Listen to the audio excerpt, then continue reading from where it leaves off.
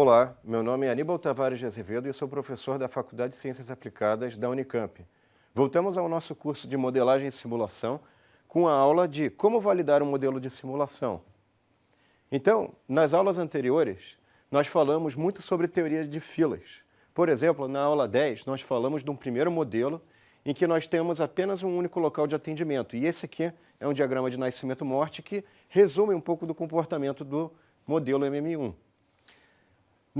Como pressupostos do modelo MM1, nós temos aqui que a taxa de atendimento é tal que o tempo de atendimento segue uma distribuição exponencial. A taxa de chegada é tal que o intervalo entre as chegadas também segue uma distribuição exponencial. E uma coisa que é importante no modelo MM1 é que a intensidade de tráfego é medida por lambda sobre μ, identificada pela letra ρ, e deve ser tal que isso é menor que 1 para garantir o estado estacionário. Garantido o estado estacionário, nós podemos então calcular métricas de desempenho do sistema, como o tempo médio de um cliente no sistema, na fila ou em serviço, ou ainda número médio de clientes no sistema, na fila, em serviço, ou as probabilidades ou a fração de tempo que um cliente ou determinado número de clientes está no nosso sistema. Na aula 16, nós vimos como colocar isso dentro do simulador. Mais do que isso, era importante também essa aula 16, porque nós utilizávamos como exemplo um drive-thru, pegávamos as informações desse exemplo e calculávamos, para a teoria de filas, qual era o desempenho do sistema. Por exemplo, aqui a gente calculou qual é a fração de tempo que o servidor vai estar ocioso. E uma coisa que era importante é todas essas métricas sempre são calculadas garantindo que houve estado estacionário, ou seja, depois de um determinado número de passos, o nosso sistema atingiu o estado estacionário, como a gente viu lá no conceito da aula 5, e aí sim você vai ter aquelas métricas adequadas, aquelas métricas de desempenho do sistema. Na simulação, como é que isso se reflete na hora que a gente põe um modelo dentro de um simulador? Se você rodar durante pouco tempo a sua simulação, isso é o relógio da simulação, não é que eu fiquei 27 minutos no computador. É o relógio da simulação deu 27 e aqui 6.000. E a ociosidade, a métrica de ociosidade, no caso de maior tempo de simulação, se aproximou daquilo que era esperado de acordo com a teoria de filas. Nós fizemos o mesmo processo para o MMS. Então eu peguei algo que era da teoria de filas e coloquei dentro de um simulador. Então, na aula 14, a gente tinha todo o desenvolvimento teórico sobre teoria de filas. Aqui está um diagrama nascimento-morte que faz resumo do comportamento do sistema. E o importante, a diferença entre o MMS e o MM1, é que agora eu posso colocar mais de um servidor, em paralelo, para fazer atendimento dos meus clientes. O que a gente fez? A gente colocou isso também dentro do simulador. Aí, obviamente, mesmo que a gente tenha que colocar todos os servidores idênticos, para que a teoria de filas esse resultado do simulador seja validado com a teoria de filas. E aí, a gente queria, em particular, monitorar a métrica de tempo ocioso.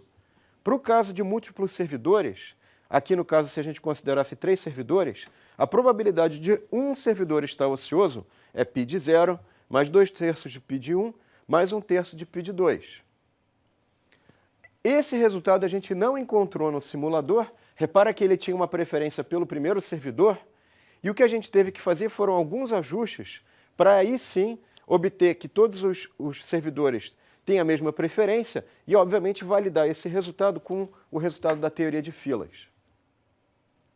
Uma outra coisa que é importante é que a gente pode expandir essa análise também para o que foi feito na aula 18. Na aula 18, a gente considerou sistemas de filas em série. Então, você tem um primeiro estágio, você tem um atendimento aqui, depois você tem essa taxa de chegada do primeiro estágio, e aqui vários servidores nesse primeiro estágio, todos eles com a mesma taxa de atendimento. O que sair desse primeiro estágio vai para o segundo estágio, e depois o que sair desse segundo estágio, aqui vai ter um atendimento, vai para outros estágios até o último estágio K.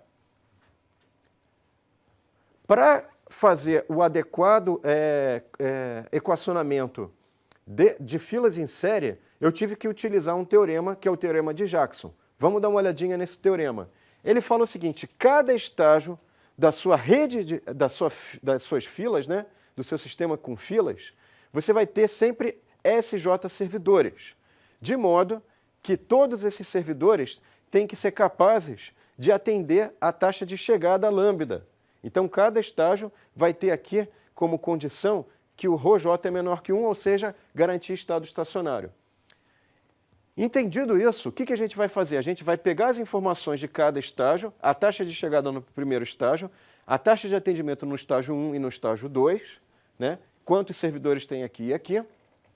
E aí, o que você faz? Você pega essa taxa lambda e utiliza para fazer qual vai ser o tamanho da fila ou o tempo em fila nesse primeiro estágio. Você utiliza esse mesmo valor de lambda para o segundo estágio, qual é o tamanho da fila, etc. Cuidado que aqui é MMS, aqui era MM1, aqui é MMS. E aí, finalmente, você colocou qual é o tamanho da fila no estágio 1 e no estágio 2, e tempo que você vai guardar na fila no estágio 1 e no estágio 2, tempo total de fila no sistema. Tá legal? Agora a gente vai ver como é que a gente pode validar, utilizar esse modelo teórico como referência para validar o nosso modelo de simulação. Vamos lá. Então, o que a gente fez aqui? Para redes de filas, na aula 19, a gente vai pegar e vai considerar uma generalização daquele sistema de filas em série. Então, suponha que você tem uma taxa de chegada de fora do estágio, de fora do sistema, em cada estágio, e você tem chegadas de outros estágios, que você vai considerar aqui. As redes de filas abertas são uma generalização dos sistemas de filas em série com K estágios. É uma coisa mais geral, mais forte. E mais interessante para situações em que você tem isso aqui. Por exemplo, no estágio 1, eu tenho uma taxa de chegada de 8 peças por hora de fora do sistema, o processamento aqui é de 20 peças por hora, e aqui 50% das peças vão embora, depois de serem processadas no primeiro estágio, e 50% vão para o estágio 2, e aqui no estágio 2 você vai ter 75% das peças indo embora e 25% voltando para o estágio 1. Tá? O que é importante aqui? Isso aqui a gente não sabe resolver. A gente não tem como resolver isso. Tá? Então, qual é a estratégia da teoria de redes de filas que a gente vai utilizar para ser capaz de resolver isso? Eu vou mostrar agora. Então, aqui a gente fazia um modelo equivalente. E esse modelo equivalente era tal que tem uma taxa única lambda 1, que chega no estágio 1, e uma taxa única lambda 2, que chega no estágio 2. Não tem aquelas setinhas de entrando, saindo, nada disso. Tá? O que é importante? Isso é tão forte que a gente consegue, para situações em que eu tenho retrabalho, ver qual vai ser a sobrecarga no meu sistema no caso do retrabalho. Eu posso aplicar essa ideia também para esse tipo de situação. Então, aqui eu coloquei um exemplo numérico que eu consegui separar aquela coisa do retrabalho, ficou uma taxa apenas para o estágio 1 e uma taxa para um estágio fictício 2 também. Tá? O importante é que eu conseguia dimensionar para o meu sistema a questão do retrabalho. E aí, qual era a pergunta que a gente fazia? Uma métrica de avaliação de desempenho do sistema era qual é a fração de tempo que o servidor 1 está ocioso. Utilizando as informações daquele exemplo, a gente chegava no valor de 17% do tempo, o sistema nosso, com o retrabalho, estaria ocioso. Tá? Agora sim, então vamos fazer o seguinte, como é que a gente coloca sistemas de filas em série e retrabalho dentro do nosso simulador? E aí o mais importante, será que o nosso simulador está adequado? Está conseguindo representar adequadamente uma certa situação que tem retrabalho ou o processamento em série? Então a teoria de filas vai ajudar a gente. Vamos ver como isso pode ser feito. Então, o que a gente fez? A gente colocou aqui dentro da simulação o primeiro estágio daquele exemplo do carro, que tinha a instalação do motor e aqui a instalação das rodas, e verificou, após 9.000 minutos de simulação, do relógio da simulação, que aquela métrica de tempo médio de espera na fila do primeiro estágio e do segundo estágio era próxima do que a gente tinha visto no modelo teórico. Então, a gente validou a nossa simulação com um modelo teórico de teoria de filas. Para o retrabalho, a gente fez a mesma coisa. A gente construiu essa situação aqui que indica o retrabalho, e aqui era esse ponto aqui, servia para indicar o quanto de peças está sendo colocada para retrabalho, e a gente verificava que a métrica que era oferecida pela simulação era compatível com a métrica que era esperada pela teoria de filas quando a gente tinha um exemplo do retrabalho. Tá? Mas espera um pouquinho. Isso eu estou falando uma situação ideal, né? Você consegue fazer uma verificação da teoria de filas com o modelo de simulação. Existem situações que não é possível você fazer isso diretamente. Vamos ver quais são elas. Então, a primeira situação é quando os dados não seguem uma distribuição exponencial. E normalmente você, então, ficaria em pânico. Né? Não entre em pânico, eu diria para você. Por quê? Você pode aplicar um truque. Que truque?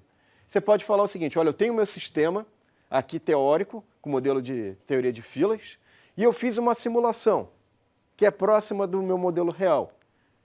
O que você faz? Primeiro você supõe exponencial, para ver se a lógica operacional que você colocou no seu simulador está adequada, se ela está ok, se ela está funcionando. Comparou, verificou que está tudo bem, que a teoria de filas está batendo com o que está no simulador?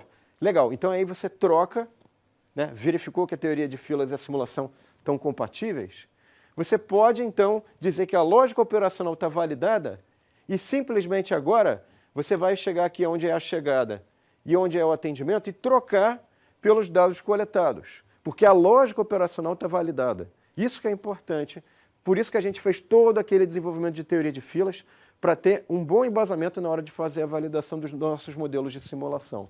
Tá? Agora tem uma segunda situação que eu gostaria de destacar, e essa segunda situação é a seguinte. Muito comum, por sinal. O projeto é para ser entregue amanhã. Isso quando não é para ontem, né? Tem situações, meu Deus, tem que entregar para ontem, você já está atrasadíssimo. Só se você tivesse máquina do tempo é que você conseguiria entregar o projeto. Maravilha. Então, nesse caso, o que eu vou sugerir para vocês? Vamos lá, ó. Projeto é para amanhã. Então, pânico? Não, sem pânico. Nada de pânico. O que você pode fazer? Você pode usar uma distribuição triangular. Você não tem tempo de fazer coleta de dados, de fazer estatística, de verificar. Então, isso é uma recomendação que eu tirei desse livro aqui, que é bem interessante, que é para simular para o ProModel. E nesse livro, o que ele fala? Ele tem uma vasta experiência em consultoria, em projetos, em construção de modelos de simulação. E aí, o que ele fala? Olha, você pode usar tanto na chegada como no atendimento uma triangular como uma primeira aproximação. Né? Tudo bem, depois você vai ter tempo, você vai coletar os dados, você vai ter uma coisa estatística mais refinada, mas se você não tem esse tempo, você usa triangular. O que significa usar triangular? Significa, então, que você vai falar o seguinte, olha, o meu tempo de processamento, o menor valor é 7, o maior é 9, e a moda, o valor mais frequente, é 8. Então, 8 segundos é a moda. Máximo de 9, mínimo de 7. Isso aqui é uma primeira aproximação. Obviamente, depois, com o tempo, você pode fazer uma coleta de dados adequada e tal, e melhorar isso. Né? Legal. Agora eu vou falar de uma outra possibilidade que você pode também utilizar, que é interessante, que é o seguinte, dados do histórico. Você pode ter um bom histórico de dados e você pode utilizar esse histórico dentro do simulador, ao invés de fazer a aproximação por uma distribuição estatística. Tá? Qual é o cuidado que você deve tomar? E aí eu tirei isso aqui desse livro aqui também, bastante interessante. Né? Se os dados estão disponíveis e se considera que o sistema não sofrerá grandes alterações de comportamento de um período para o outro, é sempre preferível utilizar a série histórica em detrimento de modelos estatísticos. Cuidado com isso, eu vou colocar algumas ressalvas que você deve pensar bem antes de usar dados de história. Então vamos lá, ó. Pare, vamos pensar um pouquinho. Dados do histórico não é recomendado utilizar quando? Se você vai ter grandes alterações no sistema, né? Você coletou agora, mas daqui para frente vai ter uma variação grande no comportamento do sistema, e dados coletados por um período muito curto. Você tem poucos dados do histórico, é muito pouco. Né? Então, aqui você também tem que tomar cuidado. Isso tem a ver com aquela questão que eu tinha falado na aula 1 da variabilidade, que a gente fazia aquela brincadeira de tentar adivinhar a sequência, né? Aí eu te dava uma sequência, você tinha que dizer qual era a sequência que ocorreu, você sugeria uma sequência e eu falava para você que era essa sequência que ocorreu. E aí, eu comparava isso, por exemplo, com uma estratégia que o coelho utiliza e que garantia uma taxa de acerto bastante interessante para o coelho, né? Então, se você não... Isso aqui servia para ilustrar, para resumir, isso aqui servia para ilustrar o seguinte: isso aqui é a sequência do meu histórico, né? Eu tinha uma sequência do histórico. Se eu utilizasse isso aqui é o que ocorreu de fato, isso daqui é uma estratégia de espelho. Eu acho que o futuro é repetir o passado, né? Perigoso isso. Então, você vai ter um percentual menor de acertos. Isso denota aí, é claro, um certo risco grande em adotar essa estratégia. E tem uma coisa interessante sobre o tamanho da amostra, que vem desse livro do Daniel Kahneman, Rápido e Devagar. Então, o que ele fala? Você tem que tomar cuidado com amostras muito pequenas. Usar uma amostra suficientemente grande é o único modo de reduzir o risco de você fazer uma coleta de dados e ela está viesada para uma certa situação, tá? Então, cuidado com a amostra de dados pequena. Pesquisadores que pegam uma amostra de dados pequena demais se põem à mercê do acaso da amostragem, tá? Na próxima aula, a gente vai falar de duas coisas importantes: teste de Turing para validar modelos de simulação e um teste estatístico também interessante para validar as nossas simulações. Era isso que eu tinha para falar. Obrigado e até a próxima aula.